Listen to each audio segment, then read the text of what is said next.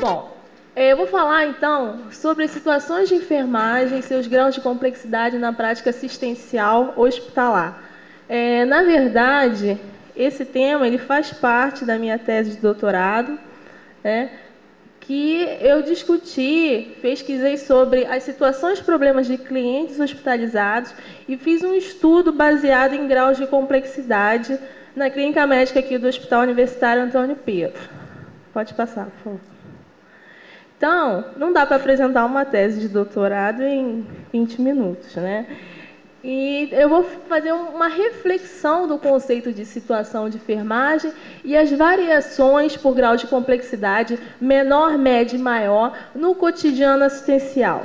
Na verdade, o que eu vou falar aqui é sobre complexidade de situação, problema, que é diferente de complexidade de clientes, que é o que a gente encontra hoje em dia na literatura de enfermagem. Então, se vocês forem fazer uma busca sobre esse tema, vocês vão ver que a gente tem uma classificação de complexidade de clientes por dependência de cuidados de enfermagem. Só que essa minha inquietação sobre esse tema surgiu principalmente quando eu acompanhava alunos, supervisionava alunos em campos de estágio, e às vezes surgiam algumas situações que a gente classificava, por exemplo, como uma complexidade menor e não era bem assim, né? Então, por exemplo, se vocês estiverem no CTI, né, vocês vão classificar logo, aquele cliente é de maior complexidade, Zela, porque ele está cheio de aparato tecnológico, enfim. Só que, às vezes, aquele outro cliente que não está entubado, não está em prótese respiratória, ele possui alguns riscos, alguns outros fatores que podem influenciar, né, nessa complexidade, e a complexidade desse outro cliente ele pode ser maior do que aquele outro, né? Então, é sobre isso que eu venho discutindo na minha tese. Pode passar. Então, para essa pesquisa, eu tive a ajuda das minhas orientadoras, professora Nébia Maria Almeida de Figueiredo e professora Vilma de Carvalho, e que elas viraram para mim e falaram assim, você vai ter que estudar sobre a situação, né? E a abordagem do enfermeiro, né, no cliente, ela deve ser situacional, né? Então, sobre essa abordagem, a Carvalho ela discute desde a implantação do currículo Nova Metodologias da Escola de Enfermagem da ANEL e da UFRJ, né? E ela ressalta a integração da teoria prática, do estudo ao trabalho, do conteúdo à experiência e das atividades planejadas ao encontro com a clientela ou grupos de comunidade. E ressalto também a necessidade, né, de ampliação dessa temática com base nas investigações e nas práticas de ensinar a cuidar e de aprender a cuidar. Próximo, por favor. Então, eu trago o que são situações, né, de enfermagem. As situações são um conjunto de circunstâncias da realidade espacial e temporal que afetam a saúde de indivíduos, grupos ou comunidades em cuja esfera ocorre o encontro do enfermeiro com seu cliente, né? Então, não é só apenas os sintomas, a sintomatologia do cliente que você tem que avaliar, não. São vários fatores que estão ali, ou seja no ambiente, ou seja relacionado ao conhecimento teórico do enfermeiro, ou aspectos subjetivos, psicológicos do cliente, que podem interferir naquela situação de enfermagem e mudar o grau de complexidade. E a gente chama de situação-problema na casuística assistencial de interesse profissional da prática de enfermagem. Então, por exemplo, você pode ter 2 pacientes, né, com o mesmo diagnóstico médico, mas a situação, problema de um é diferente de outro. Porque cada situação, problema, ela é única, né? Ela é singular. E cabe ao enfermeiro saber identificar isso, planejar e implementar a assistência de enfermagem. Próximo. Então, as situações, elas caracterizam-se não só pelas causas, né, das afecções clínicas ou porque estejam ligadas aos sinais e sintomas de uma doença, mas porque demandam da parte dos profissionais um atendimento calcado no saber profissional sobre as necessidades do cliente compatível com a execução dos procedimentos prescritos. E há essa influência de fatores intrínsecos e extrínsecos no momento, né? Nesse plano do que pensar e do que fazer das enfermeiras em sua própria prática. Então, o que podemos compreender por grau de complexidade de uma situação-problema não abrange apenas os sujeitos envolvidos, mas também os cuidados de enfermagem, fatores relacionados ao ambiente e, mais claramente destacados, outros obscuros que podem interferir ou não na abordagem da enfermeira ao cliente durante a assistência. Isso aqui é só um esquema que eu fiz sobre as situações, né, o grau de complexidade, que do menor pode ir para a média, de média para maior, do maior para menor complexidade, independente do que pode aparecer lá na hora do momento, de fatores que podem estar influenciando, porque às vezes a gente chega lá no hospital, está acostumado a cuidar, por exemplo, de uma cliente que esteja caimada e seja banho no leito, né? Aí você sabe, todo dia você chega lá, sabe que é dona fulana de tal, né? Você vai realizar o banho no leito, ela é receptiva, ela ajuda.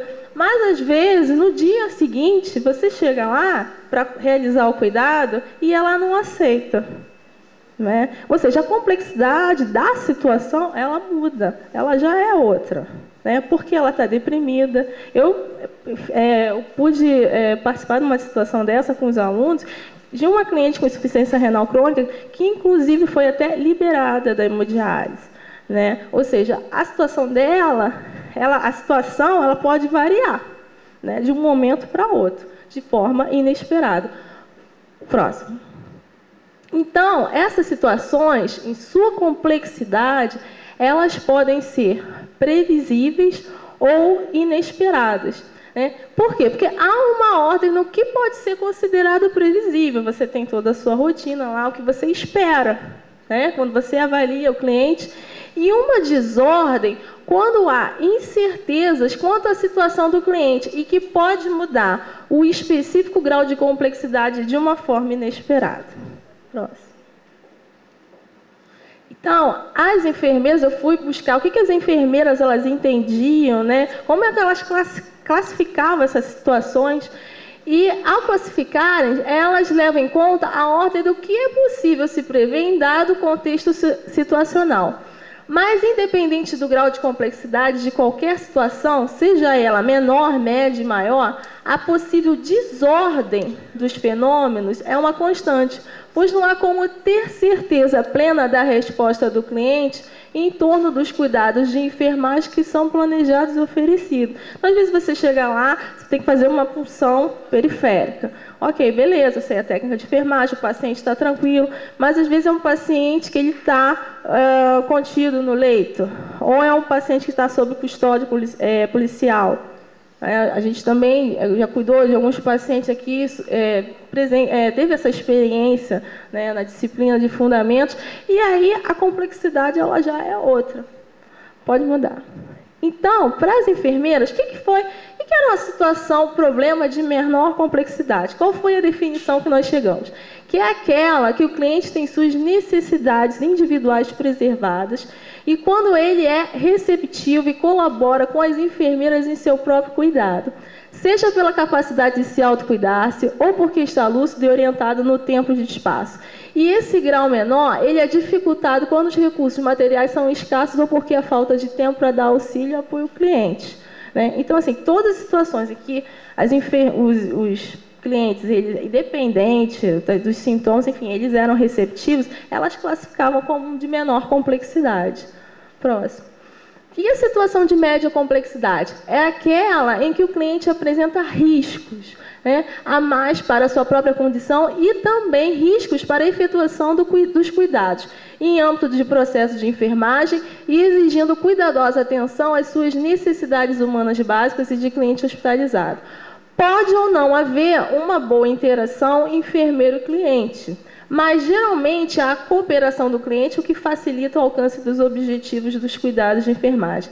As maiores dificuldades referidas pelas enfermeiras também estão relacionadas à falta de recursos humanos e materiais, porque às vezes a gente chega lá e a gente vai cuidar do cliente, mas como a gente não tem material, às vezes para realizar o cuidado, isso dificultava e aumentava a complexidade da situação. Próximo. E a situação problema de maior complexidade? É aquela que o cliente se manifesta com várias dificuldades e ampliada margem de risco, o que exige apoio do conhecimento teórico específico da enfermeira sobre causa da hospitalização e condições de afecção e tratamento específico. E é quando o ambiente e a circulação de profissionais pode ser um fator agravante do seu cuidado de saúde. E também quando as condições do cliente demandam muita atenção e com a exigência de múltiplos cuidados de enfermagem de outros profissionais. Na verdade, a situação ela aumentava. O que aumentava o grau de complexidade é quando as enfermeiras referiram que elas não tinham um conhecimento específico sobre uma determinada doença para agir, ou então relacionado ao cuidado de enfermagem específico para cuidar do cliente naquela situação. Próximo. Então, o que modifica o grau de complexidade, ele está relacionado às dificuldades da situação-problema e às incertezas quanto à ação profissional frente às condições ou fatores inesperados. Então, quando você está ali numa determinada situação, né, você não tem todo aquele conhecimento específico, você tem que agir de qualquer forma, né? Então, essa atitude inesperada, né, essas incertezas que o profissional tem, aumentava a complexidade. Então, aqui é só uma citação de Pernod que ele fala que as incertezas sempre presentes aumentam a complexidade, pois as próprias finalidades, que é da ação, do que fazer, são questionadas e também as regras do jogo, que é a estratégia profissional. Próximo. Então, a complexidade está associada à capacidade de agir, que tem a ver com o quê? Com competência profissional, né? De mobilizar os saberes teóricos e práticos, né? Porque, às vezes, você não tem todo o conhecimento específico para agir numa determinada situação, mas você tem toda aquela sua bagagem, você tem competência para fornecer o cuidado ao paciente. Então, a competência ela é manifestada pelo domínio do conhecimento e do hábitos profissional, que hábitos é o conjunto de esquemas que permite gerar uma infinidade de práticas adaptadas a situações sempre renovadas. Próximo. Então, o que a gente espera que a enfermeira, né, ensinar para os alunos seja capaz? Apreciar as condições ambientais relativas aos cenários de situações de enfermagem, identificar esses obstáculos presentes numa situação, articulando sempre com os problemas identificados, planificar essas ações de enfermagem e elaborar estratégias coerentes com a realidade assistencial e a disponibilidade de recursos humanos da equipe de enfermagem. E, nesse caso, também implementar e coordenar as estratégias pertinentes aos cuidados de enfermagem, ajustando e modelando as atribuições operacionais previstas e avaliar os resultados das ações e, se necessário, reformular o plano de atividades de enfermagem. Próximo. Então, a abordagem situacional ao cliente, ela é complexa, né? Mais ou menos, mas ela é complexa. E é fundamental a reflexão crítica na ação profissional de fazer as coisas na enfermagem e sobre as ações estratégicas capazes de mobilizar os saberes teórico-práticos. Então, essa ação diante de uma situação complexa e inesperada, ela é uma ação intuitiva e improvisada, né? O profissional deve saber jogar com as regras, se necessário, violá-las e redefini-las. Então, é a tomada de decisão que vai ocorrer lá na hora, na prática. Próximo. Em relação ao ensino de enfermagem, acrescento que há necessidade de amenizar e esclarecer dúvidas, em que pese a preocupação dos estudantes iniciantes da profissão de enfermagem e, principalmente, eu ressalto aqueles estudantes que estão se inserindo no ambiente hospitalar, que, no caso, são os alunos de fundamentos de enfermagem, que ainda manifestam preocupações sobre os qualitativos e quantitativos de técnicas de enfermagem. Então, os alunos ainda ficam muito preocupados, principalmente aqueles do quarto período, na quantidade de técnicas de enfermagem. E não é bem por aí, não, né? A gente tem que ensinar a questão, a valorizar o raciocínio e a visão crítica diante dessas situações com as quais eles se defrontam. Próximo. Então, a formação do profissional, ela deve estar direcionada também à sua capacidade de agir, tá? Mesmo na incerteza do imediato. E há uma prática metodológica de natureza crítica e reflexiva, onde o pensar e o agir e as decisões deverão estar articuladas com todos os fenômenos identificados, interpretados e analisados. Então, só para concluir, que o entendimento do grau de complexidade dessas situações e seja-nos o apoio para a compreensão desses matizes, não só da complexidade mesmo, mas principalmente desses cuidados de enfermagem prestados. E na área da assistência de enfermagem, essa questão ela é relevante, né, devido à necessidade também de buscar outras respostas sobre a complexidade das situações de enfermagem encontradas em outros cenários da prática assistencial. Então, só como deixar como mensagem, uma frase de Morin que ele fala que a complexidade ela não pode ser concebida como uma receita, e sim como um desafio, né? Uma motivação para o pensar. Obrigada a todos.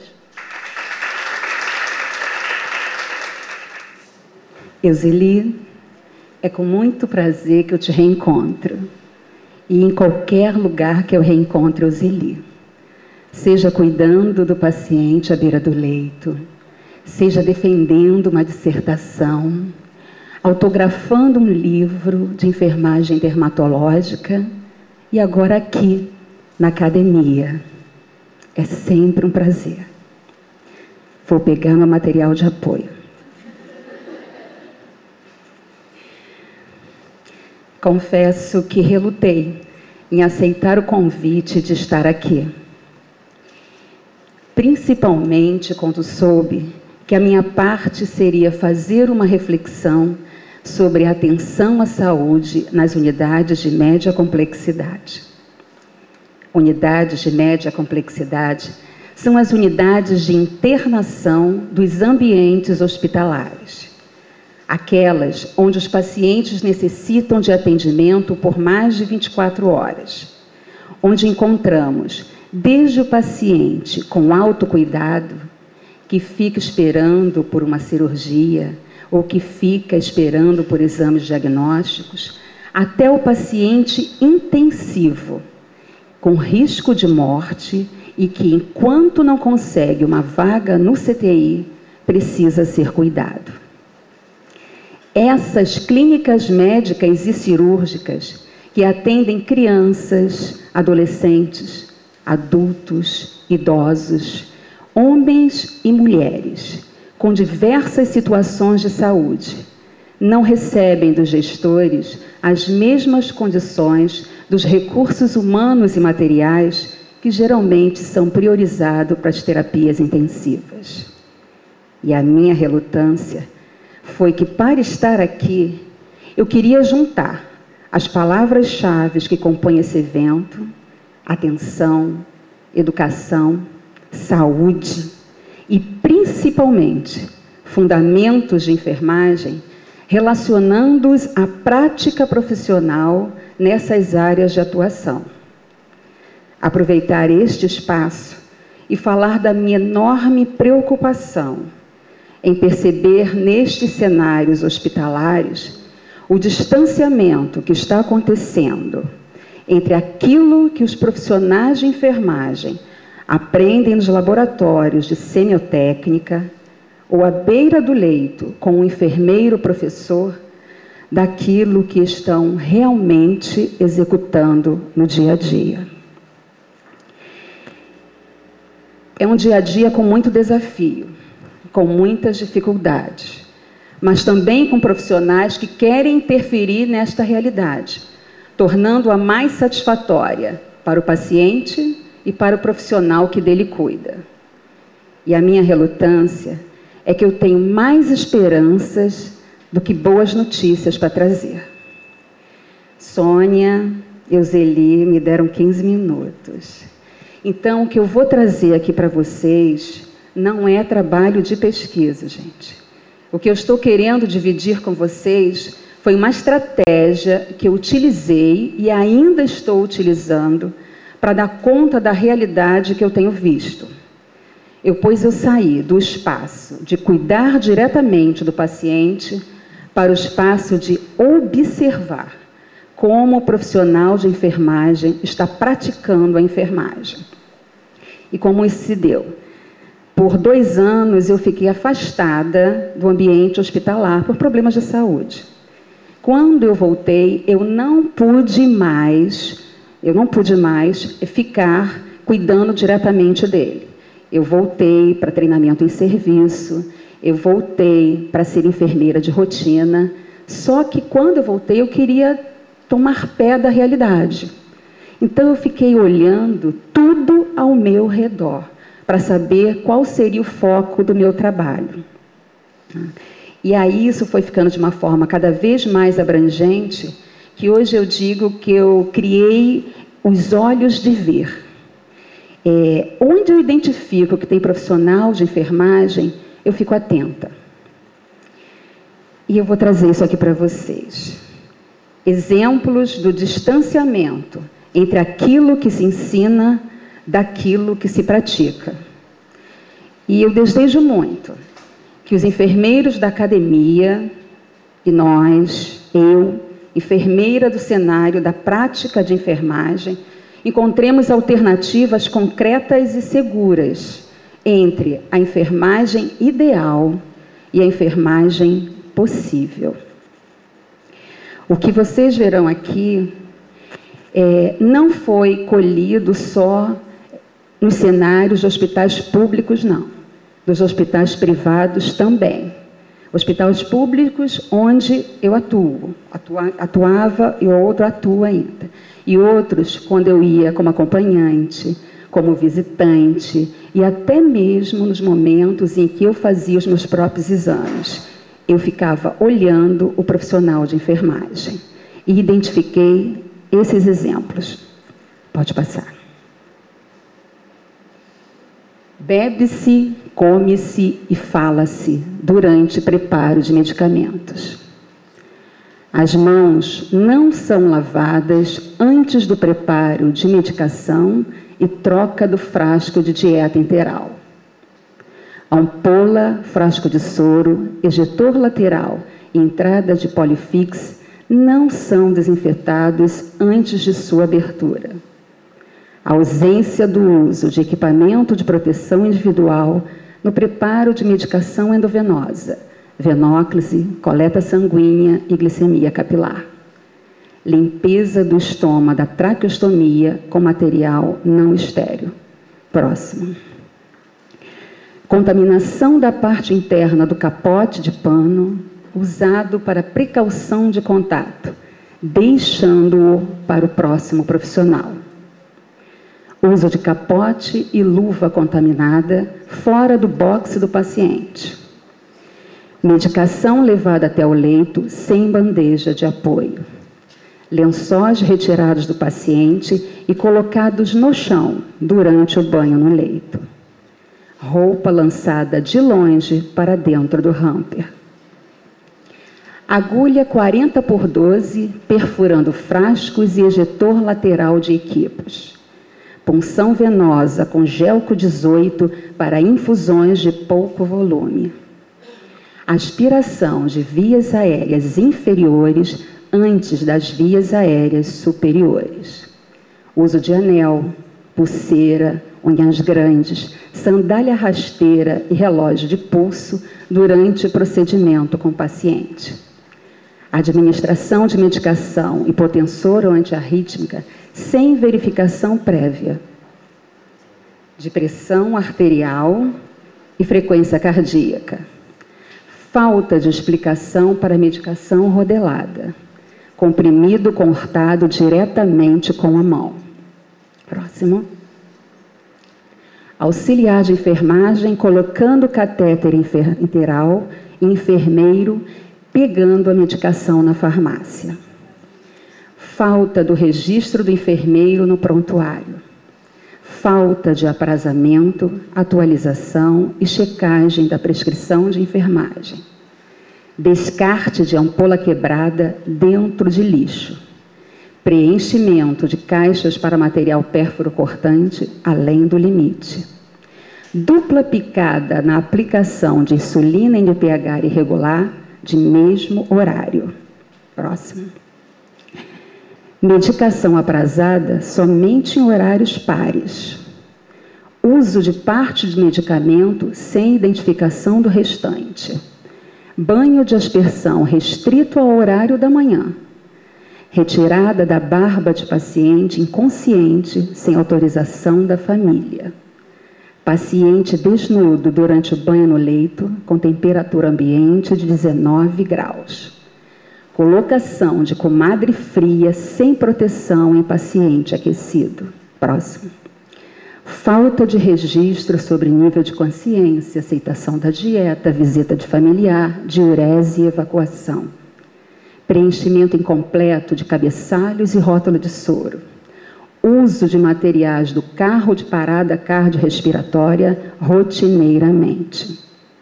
Sumiço da equipe durante o horário de visita dos familiares. Ocultação do nome para não ser chamado diretamente pelo paciente. Uso de fone de ouvido e celular durante cuidado ao paciente.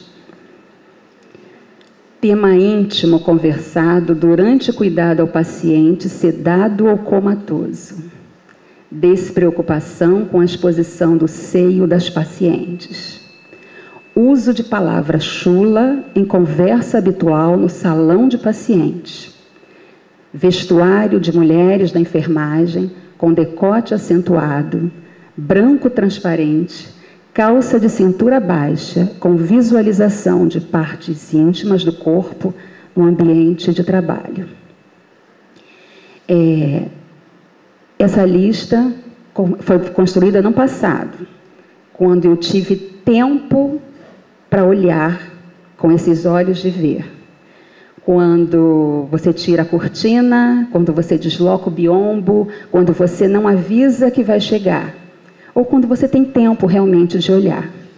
Volto a dizer, isso não foi só em hospital público, eram cenários do ambiente hospitalar.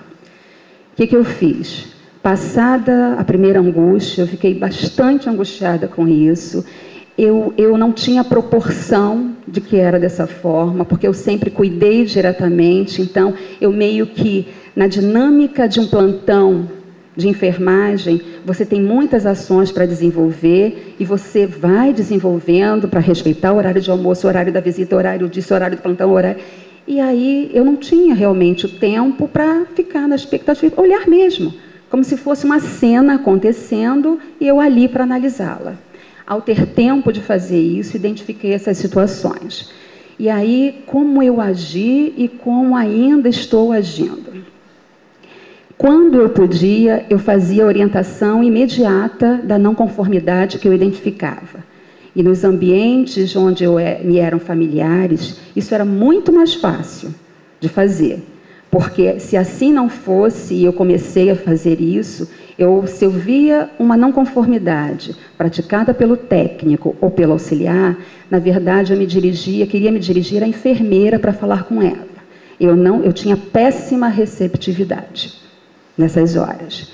Quando eu falava diretamente com o técnico ou com o auxiliar, eles não me reconheciam enquanto participante daquela instituição, daquele momento, e ouviam, mas não modificavam.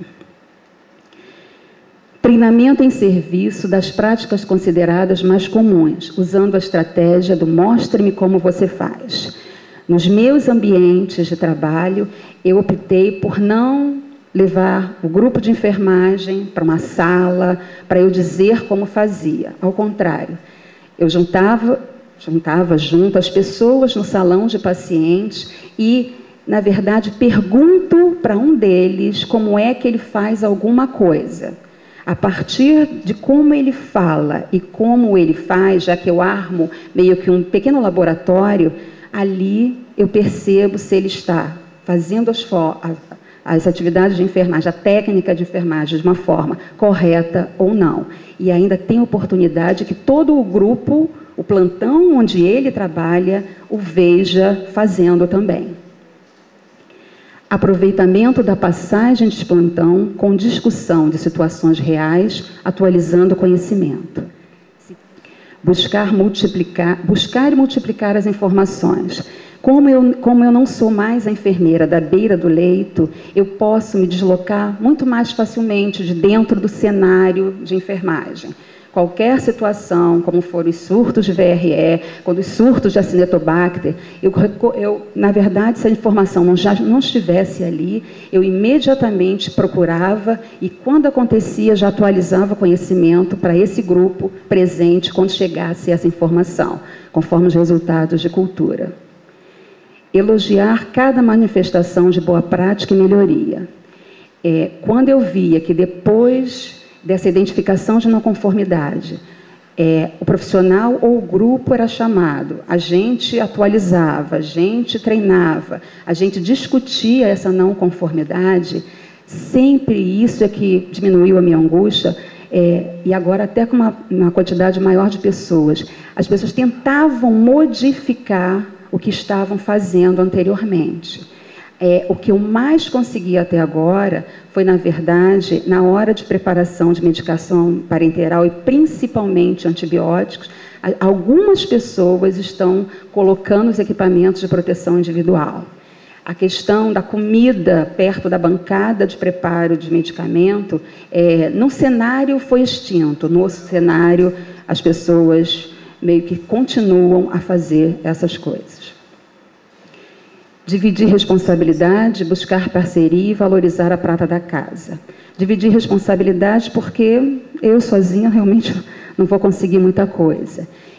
Todas essas situações estão sendo divididas com chefia de unidade, com chefia de serviço e entre cada plantão de enfermagem. O buscar parceria é que, quando eu identifiquei que existia uma desatualização, exemplo, se tem comissão de curativo, se tem comissão de suporte nutricional, se tem comissão de parada cardiorrespiratória, o que eu faço é justamente sempre convidar alguém dessas comissões para ir até a unidade, não na sala de aula.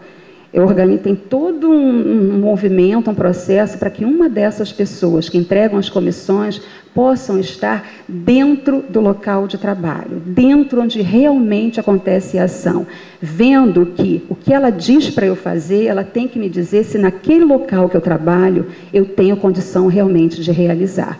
Isso eu estou vendo que fica mais fácil, porque quando a gente tem aquele passo a passo, né, que os livros nos dizem, que a gente aprende, nem sempre, aliás, muitas e muitas vezes você não consegue fazer daquela forma.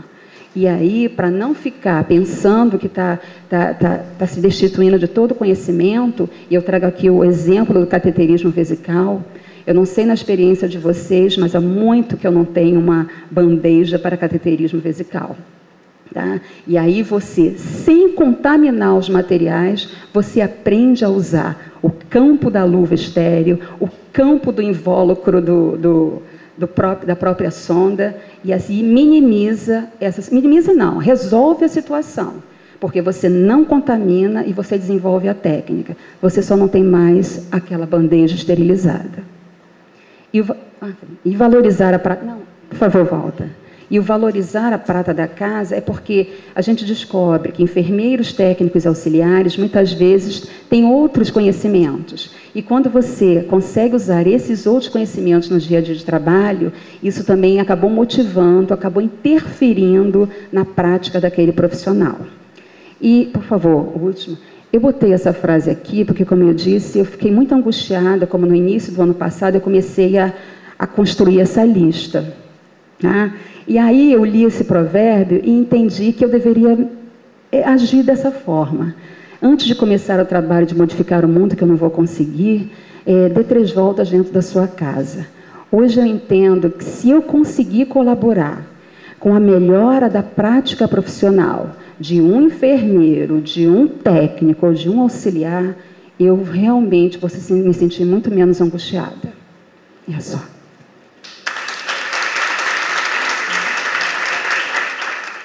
Bem, boa tarde a todos.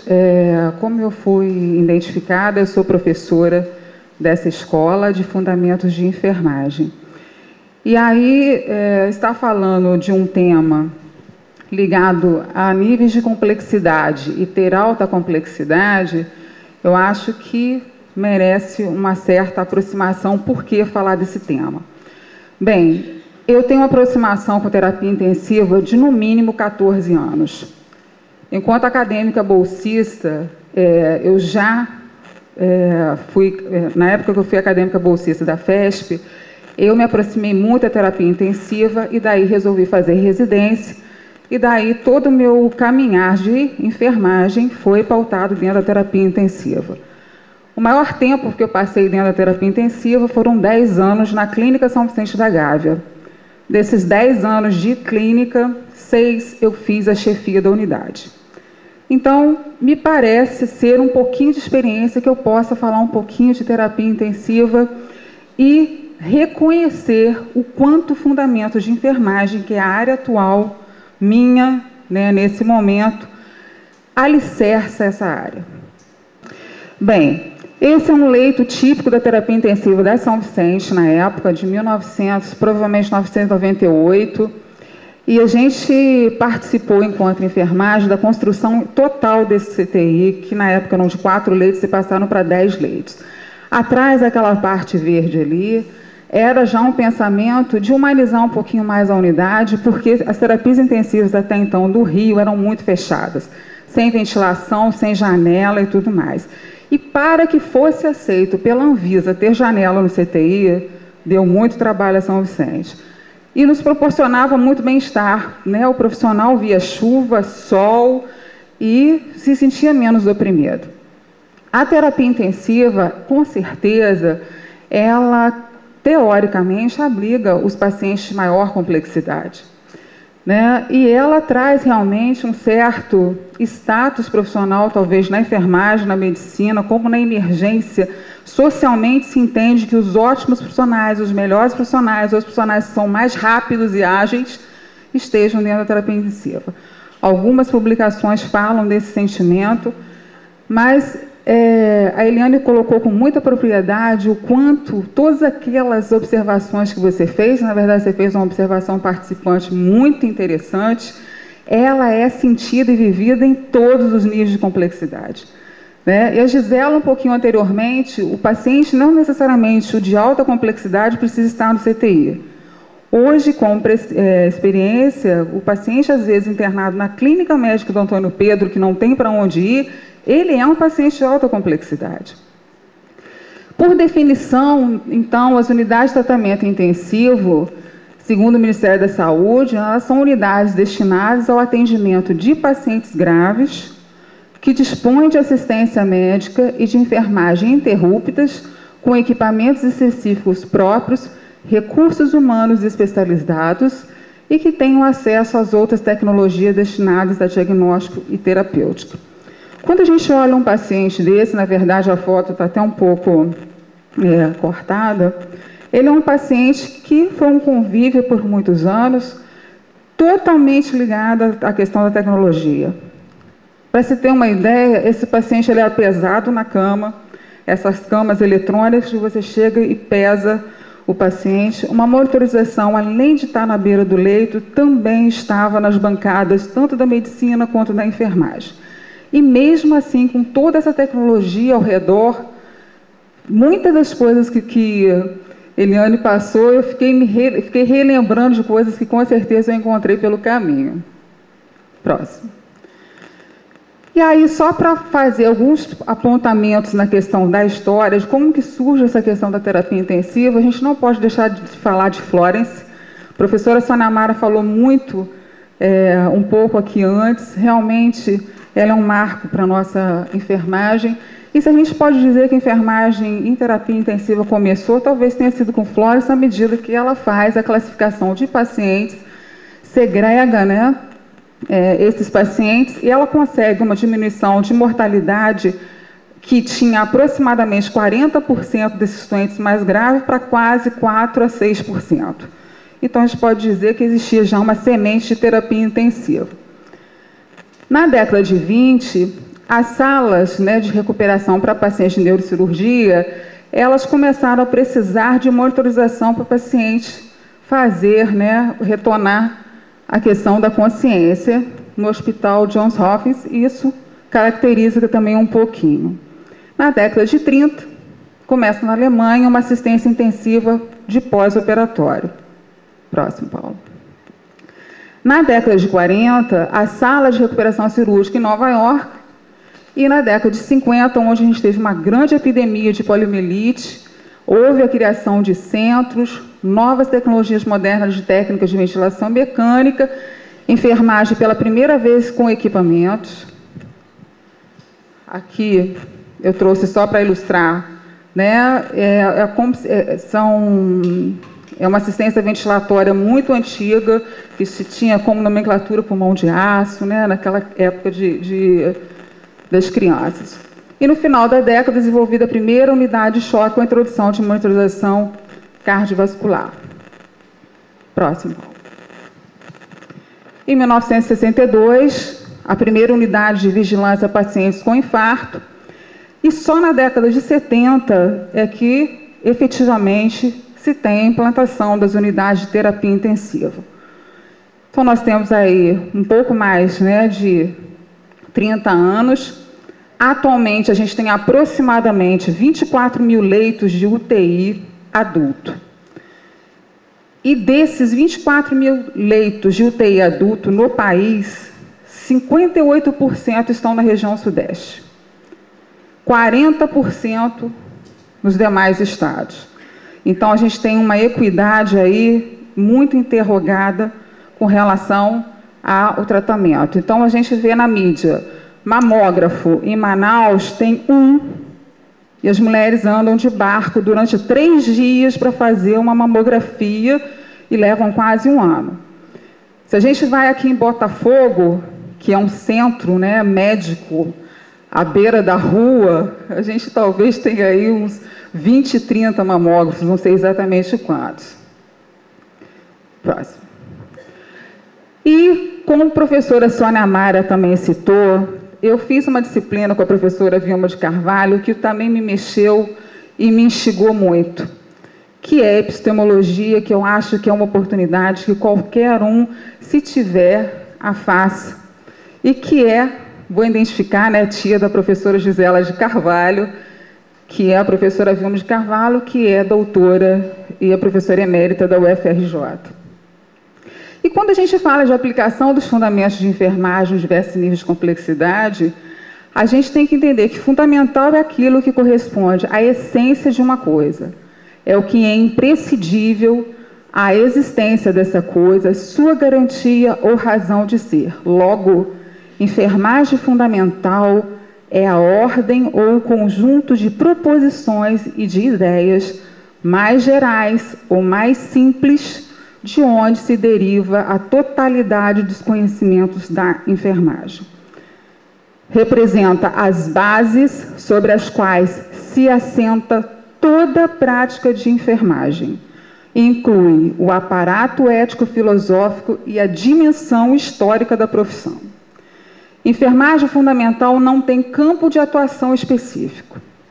E é isso que uma coisa que a gente quer reforçar nos nossos alunos, que são os nossos alunos de 4º período, que são inseridos tanto na parte ambulatorial quanto na hospitalar, que muitas das vezes, talvez, pelo começo realmente de caminhar, não entendem ainda que enfermagem fundamental é um aprendizado naquele momento para todo o caminhar da enfermagem. Ao contrário, a prestação de cuidados básicos de enfermagem se faz a qualquer clientela, em qualquer cenário. E nada mais é do que a aplicação dos conhecimentos gerais e simples de enfermagem às situações particulares que lhe emprestam por adição. Ou seja, se eu aprendo a fazer um cateterismo vesical, que hoje em dia realmente eu não tenho mais bandeja em lugar nenhum, aquele cateterismo vesical ele pode mudar algumas especificidades do setor, mas ele não perde a questão do conhecimento científico da técnica, né? E então ele empresta por adição e nunca por substituição características específicas. Então, só para reforçar a questão do pensamento. Aqui eu tinha colocado 1 por 1, mas entrou, não tem problema. Esses instrumentos básicos para o cuidar específico de enfermagem, ele é dado como conteúdo de Fundamentos de Enfermagem 1. E criatividade, né, que é a capacidade de criar, usar recursos de imaginação, dispensar o desenvolvimento científico, é o tempo todo. Né? O Charles comprova aí um fundamento de enfermagem básico, né, um instrumento básico. Trabalho em equipe, né, destreza manual, a questão da comunicação, que a professora Sonamara disse, a questão do método científico, a questão de aplicação de princípios científicos, a questão de observação. Não dá para pensar em paciente crítico, seja ele um paciente, né, de terapia intensiva ou pediatria, sem que eu saiba realmente observar. Conhecer só a arritmia e olhar para o monitor e não olhar para o paciente, muitas das vezes pode nos dar uma situação que não seja mais correta. A questão do planejamento. Eu elegi aqui alguns instrumentos só para ilustrar o quanto a gente tem de ferramentas para que a gente possa aplicar na área de terapia intensiva. Próximo. Aqui ficou um pouco escuro. Eu não sei se é a luz, né? Às vezes a gente realmente peca. É um paciente entubado, higiene oral na terapia intensiva. Aprendo em fundamentos de enfermagem, higiene corporal, higiene oral, higiene ocular. Mas quando eu chego na terapia intensiva, um paciente que esteja com balão intraórtico é muito mais visível do que, às vezes, a gente examinar a cavidade oral do paciente. Então, eu trouxe um exemplo só, né, com a questão do aprendizado de fundamentos de enfermagem. Um paciente entubado, é lógico que a gente tem um pouco de dificuldade de fazer higiene oral do paciente. O que a gente vai fazer, por adição e não por substituição, talvez é a forma da técnica, um antisséptico que eu vou usar, mas eu tenho que fazer uma higiene oral. O paciente, quando ele é entubado, ele tem uma propensão de 9 a 40% de desenvolver pneumonia associada à ventilação mecânica. E uma pneumonia associada à ventilação mecânica é aquela que ocorre 48 horas após a intubação ou pode ocorrer 48 horas após a alta do paciente. Os bacilos, né, mais comumente isolados, a gente tem a Pseudomonas aeruginosa, Proteus, Cinetobacter e Staphylococcus aureus. Eu peguei um artigo de revisão atual, de 2008, publicado no Jornal Brasileiro de Pneumologia, né, o ano passado, por 2 enfermeiras, professoras de fundamentos de enfermagem de Ribeirão Preto. Elas fizeram uma revisão de meta-análise, ensaios randomizados indexados, chegaram a aproximadamente 180 artigos, se o número é aproximado exatamente esse, e analisaram dentro, né, dos critérios de inclusão e exclusão, 8 publicações, onde 88%, basicamente, o uso de clorexidina diminuiu a colonização da orofaringe, e sendo que 4 publicações, ou seja, 50%, houve redução de pneumonia associada à ventilação mecânica. Então, parece existir realmente uma evidência de que uma higiene oral, ela pode realmente prevenir uma pneumonia associada à ventilação mecânica. Próximo. Bem, aqui eu vou até identificar porque eu pedi permissão. Eu estou com a minha aluna, ela é uma das 2 pesquisadoras. Esse paciente, por mais tecnológico que ele seja, ele precisa ser tocado, ele precisa ser olhado, ele precisa ser observado. E conversando com uma aluna aqui da escola, sendo inserida no 4º período, ela, já técnica de enfermagem, de uma instituição pública, ela me dizia que não via muita coisa em relação à enfermagem e que ela queria fazer terapia intensiva, que ela gostava, porque lá as coisas apareciam. E a gente costuma dizer no ditado popular que entre o céu e a terra existe alguma coisa que a gente não sabe. E propus a ela e a colega que fizessem um trabalho de pesquisa a partir de um trabalho baseado, um trabalho da professora Maria Aparecida De Luca, Mãos que Cuidam.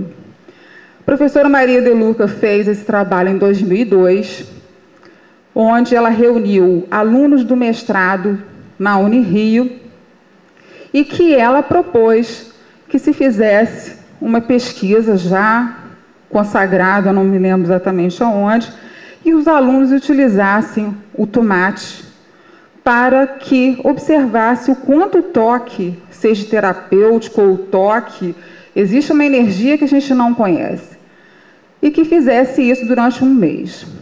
Com as minhas alunas, tanto Débora, está lá atrás, está rindo, né, discreta, e a outra, Daniessa, a Débora, muito incrédula, ela achava que eu estava brincando. Eu nem mostrei para ela o artigo, depois é que eu mostrei. E aí nós fizemos, eu também fiz, né, nós fizemos, e aí foi fotografado, no primeiro dia, os 2 tomates, um que seria energizado e um segundo que não seria energizado. Nós estamos lidando com matéria inanimada, mas está lidando com carbono, né? Nós também somos feitos de carbono. E o primeiro que foi energizado,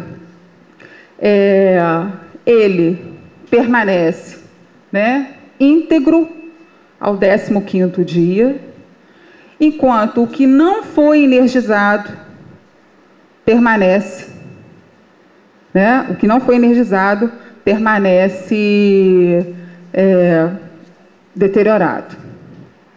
Aqui, o primeiro dia do tomate que foi energizado, né? E seria o 15º dia, porque aqui eu, na verdade, eu acabei trocando. Aqui são as 2 fotos do primeiro dia. E o que não foi energizado, também de maneira deteriorada. E quem tem ainda a questão incrédula de achar, alguns outros alunos acabaram fazendo, né? Passa o próximo. Eu também fiz, esse aqui é o meu, ao 15º dia, que não foi energizado.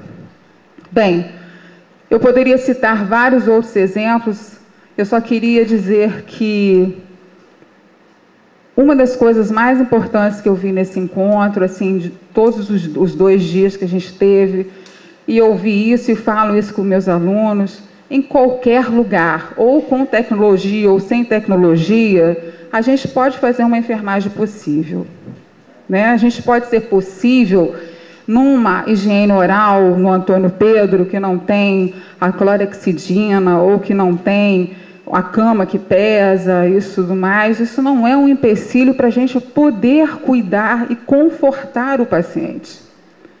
Todas essas observações, volto a dizer, a gente vai vendo isso ao longo do tempo, e eu concordo plenamente com o que a Eliane falou, que se a gente tiver levado a um aluno, a um colega do lado, a um enfermeiro, alguma coisa que possa ser multiplicado, eu acho que a gente já terá feito, né, a nossa parte, como se diz.